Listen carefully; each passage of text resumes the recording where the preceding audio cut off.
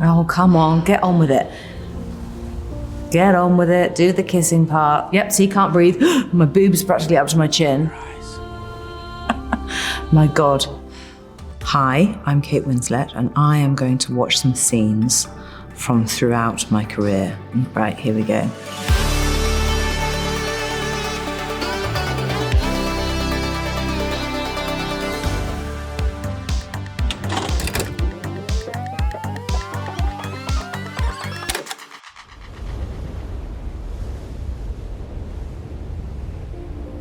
Hello, Jack. Oh my lordy. This might be really cringe. See, I look at that and I just see how much I couldn't breathe in that bloody corset. They said you might be up here. Oh, this was a nightmare, shooting this. Because Leo couldn't stop laughing, and we had to reshoot this about 4 times because the light was, Jim wanted a very specific light for this, obviously, and the sunsets kept changing where we were. This was a section of the ship. It wasn't part of the actual whole ship set that we had. It was a little sort of sawn off bit. We had to climb up a ladder to get to it. I remember it was sort of, hair and makeup couldn't reach us. Now, what you wouldn't know, because Leo looks completely natural, but he had to lie on sunbeds. There's a lot of fake tan makeup going on. So I have got hidden in here and here. I've got his makeup and brushes and sponge, and my makeup and brushes and sponge in the other side. And between takes, I was basically redoing our makeup. Step up onto the rail. Hold on. Kept bumping my knees on that third railing. Oh, come on, get on with it. Get on with it, do the kissing part. It's quite funny.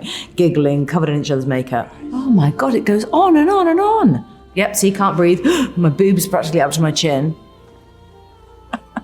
My God.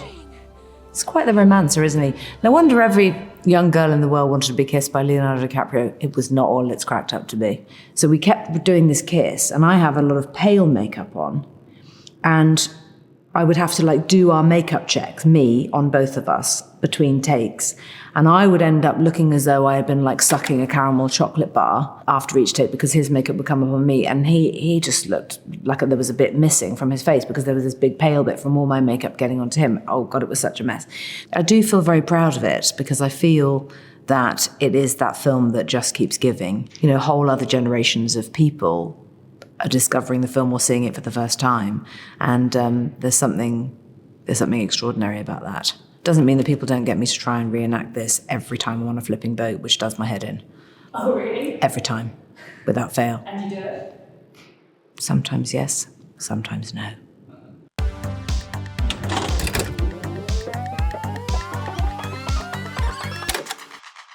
Really solid this time of year. Whoa, I don't know. Come on. Come on, come on, come on. I'd forgotten how good I look with the blue hair. I look good with blue hair. They were all wigs, because we had to change them. Sometimes I'd start the day and we'd have a scene where I had orange hair, and then in the afternoon it would be green, and then maybe back to orange before the end of the day. The way that it was scheduled, they had to be wigs. Otherwise we wouldn't have been able to do it. It would have been impossible. Quite a lot of this was improvised. I remember that there just wasn't much dialogue written on the page. So we just added stuff. It was extremely cold. Just all of the stuff about the ice, slidey, it's not gonna break, it's so thick this time of year. All of that's all improvised and added. And him saying, oh no, I think I should go back. It was mostly improvised, actually. I think I should go back. Huh? Come on. What if it breaks? With Eternal Sunshine, everything about it was not what I expected it to look like, because Michel Gondry is such an avant-garde director and he's very experimental, and none of us could have ever known how the film was going to look, what it was going to feel like, how it was all going to come together. The shoot was quite bonkers in how experimental it was and fast-paced it was, and things would often happen that weren't part of the plan, or we'd end up shooting in the snow when it wasn't meant to be snowing. I mean, and we would just adapt the scene to whatever was going on that day. Oh, there wasn't any prep for this scene because we didn't know what to expect. We got there and it really was a very thick frozen river. Most of the prep was in just hiding sort of hot packs and layers of thermal clothing underneath our costumes because it was absolutely freezing, and trying not to shiver whilst saying dialogue, trying to relax yourself as much as possible. Show me which constellations you're in. This is a scene that does stick out in my mind as being a lot of fun. That particular night shoot was fun. I love doing night shoots, actually. I always sort of feel like I'm going to work and I've got a secret or something. It's a great feeling. I remember thinking, oh God, we're going to be putting a whole film crew on this ice. And no, they'd been monitoring the ice and experts had told us it was safe. But you do hear like a sort of a cracking noise when it's sort of cracking at the very deeper parts. But this was about 14 inches thick. So there was no way it was going to crack.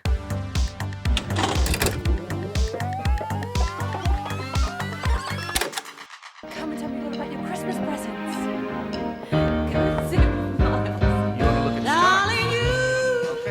One of our only days where we were all together, of course, on this shoot, because my part of the story takes place in England and separately to the Cameron character's story. Oh, we all just had such a giggle. It was all just great fun. They're all lovely people. And Cameron's whole thing ever in life is, how can I have the most fun possible? So she's constantly laughing, she's constantly joking. And Jack, of course, he just does something different every take, which is eternally refreshing. And for something like this was very, very good, because with romantic comedy, things do have to remain fairly scripted because so much of it is about the comedic timing and how it's shot. And the rhythm and the cadence to everything is quite important. And so there wasn't much room to sort of add things spontaneously, but Jack would always find a way to slip something in. And I was always really grateful for that, especially with something like this where everyone's having to, pretend it's Christmas. So actually Jack was brilliant at kind of adding things, and he was brilliant with those little girls. So that was fun. It kept it fun, which is what it was meant to be. I would love to work with Jack again and again and again. So my on-set nickname to this day is K-Dub. People just call me K-Dub, and he started it. Jack started it, and that is my name. Everyone just calls me at work, everyone calls me K-Dub. Although I will tell you that all of the interiors of that beautiful English country cottage were studio builds in Los Angeles, which is devastating to everyone who hears that. And the cottage itself, that picture postcard perfect chocolate box jigsaw puzzle cottage, it was just a shell. It was just a facade. It was just the sides, the front, and a roof. And every time I'd go through that door into the cottage, I'd be standing in a bunch of rubble surrounded by scaffolding, old Coke cans thrown on the ground, bits of old chewing gum wrapper. Yeah.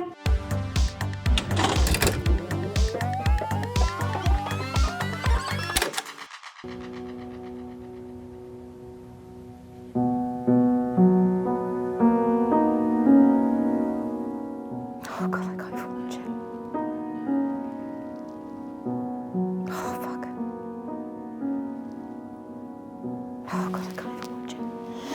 I was dreading shooting this scene because the triggers that I created for myself in playing this character and in concealing all of that grief they were just so real for me. And I was absolutely dreading shooting this. Hanging from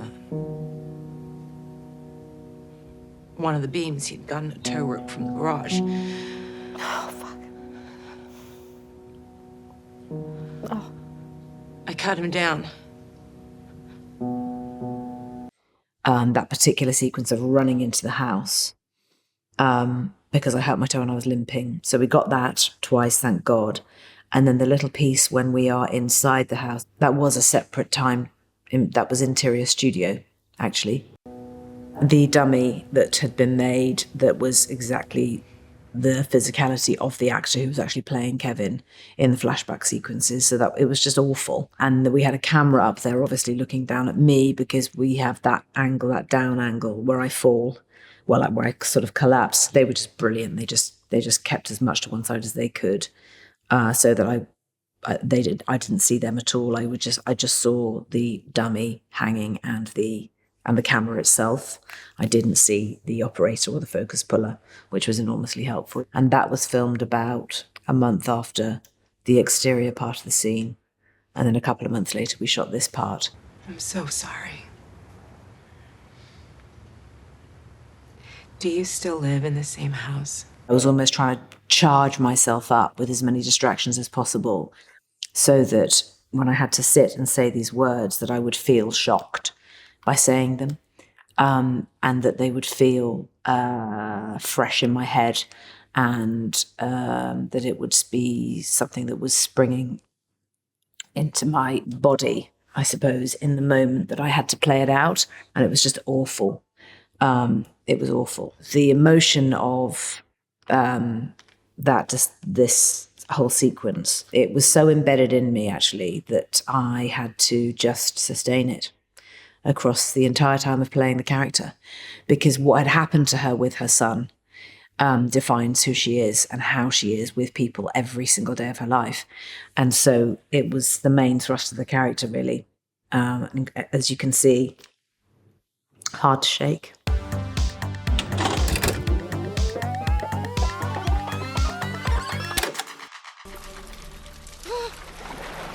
So what they did, so that they could get the physicality of me climbing up onto her fin and sitting there and putting my hands on something, someone had taken a foam noodle and just bent it in the shape of an eye and zip-tied it onto the metal grill. So that was what I was acting to create that sequence. And I do remember thinking, this is never going to work. I'm sure this is dreadful. And of course it works, because Jim Cameron is a genius.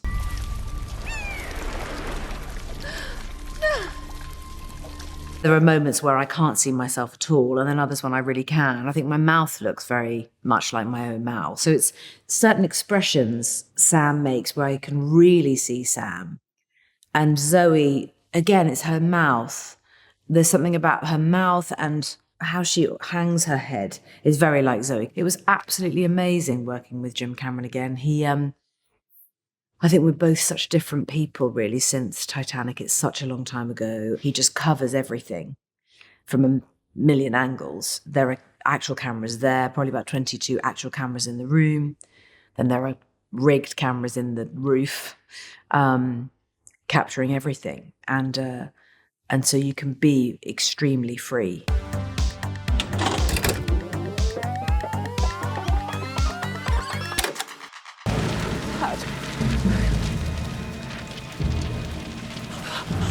What is it? The Vernon regime has been defeated.